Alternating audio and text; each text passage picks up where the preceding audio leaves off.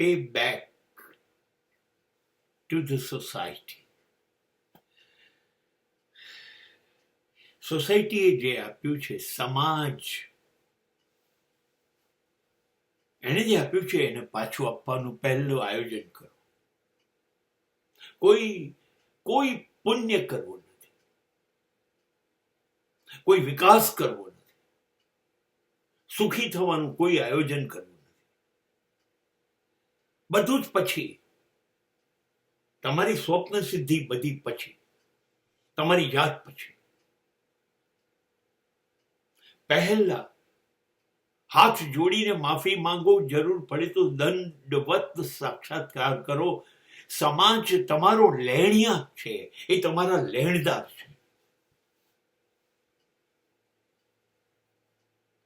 સામાજિક લેણદારો તો છે જ. મા બાપ, પત્ની, બાળકો, ભાઈ બહેન, મિત્રો, આ તો છે જ. એમનું ઋણ તો આપણા માથા પર ચડ્યું છે. આપણે કહીએ કે ઉતારી કાઢીએ, પણ એ જન્મો જન્મ ઉતરી શકે એવું નથી.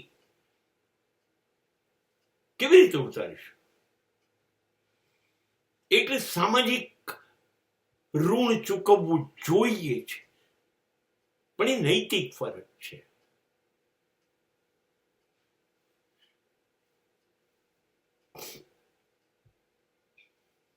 પણ આપણે આર્થિક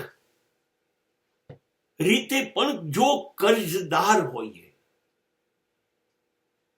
આપણે આપણું આર્થિક ઋણ ચૂકવવાનું બાકી હોય. હું કહી દઉં, કે છે હિન્દુઓ 33 કરોડ દેવતાઓ, 33 કરોડ દેવતાઓ તમને માફ નહીં કરે. સાહેબ, બહુ મુશ્કેલ છે.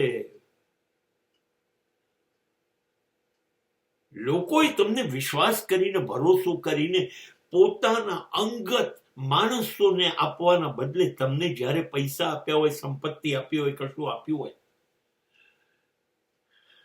અને એ લઈને તમે ઇનકાર કરી દો, ધરાર ના પાડી દો, આ કેટલું મોટું પાપ છે. મને તો લાગે છે કે પાપની યાદીમાં પણ આને નહીં લઈ શકાય, એટલું ભારે પાપ છે. અને ગરુડ પુરાણમાં જો વર્ણન કરવામાં આવ્યું હોય ને, તો એ કઈ સજાઓનું કયું વર્ણન, એની અંદર લેણદારો સાથે કરેલી ગદ્દારી કે એની સાથે કરેલો વિશ્વાસ ભંગ, એની કોઈ સજા લખી શકાય એવું ગરુડ પુરાણની પણ તાકાત નથી. નર્કમાં પણ એને લાયક કોઈ સજા નહીં હોય.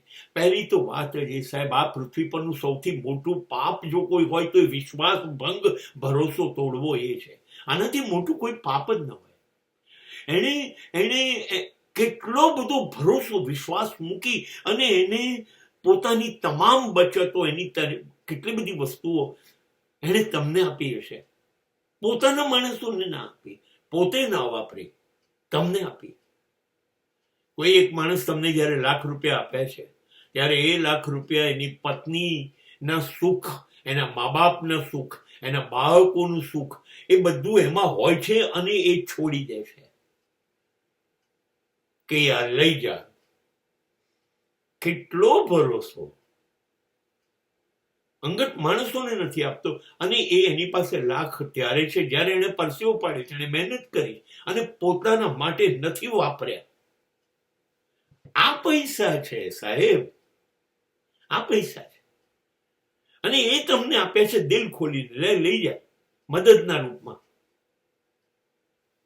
અને હવે જ્યારે એનો હક બને છે પાછા મેળવવાનો, અને ત્યારે તમે ગાયબ થઈ જાઓ, તમે ઉડી જાઓ, તમે લઈને જતા રહો.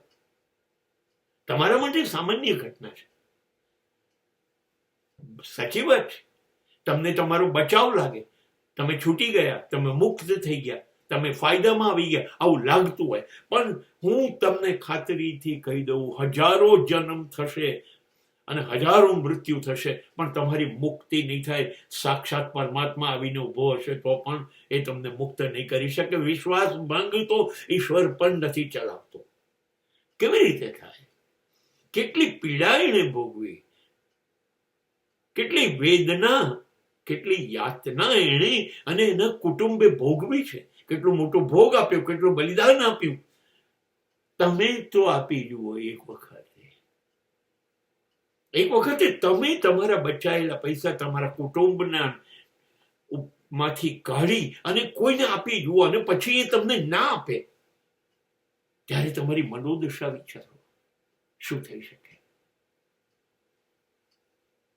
આર્થિક ઋણ બાબતમાં કોઈ દલીલ ચાલતી નથી, પછી એ 1 રૂપિયો હોય કે 100 કરોડ હોય, બંનેની સજા સરખી છે. કેમ કે સજા એટલા માટે છે કે બંને ઘટનામાં રૂપિયો કે 1 કરોડમાં વિશ્વાસ ભંગ થયો છે.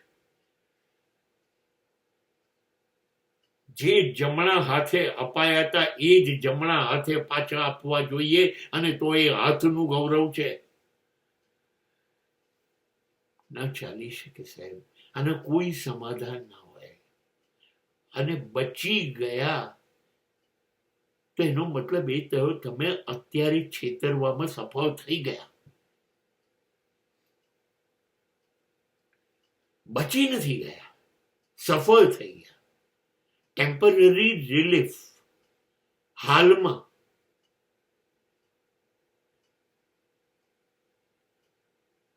સમય પાછો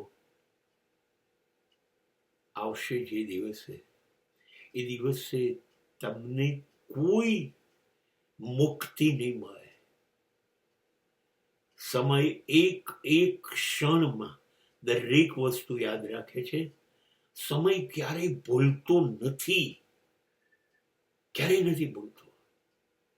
અને ત્યારે એ ક્યારેય દયાની અરજી સ્વીકારતો નથી, એ માફી આપતો નથી. એ માત્ર સજા આપે છે જો તમે લોકોનું ઋણ નથી ચૂકવતા તો.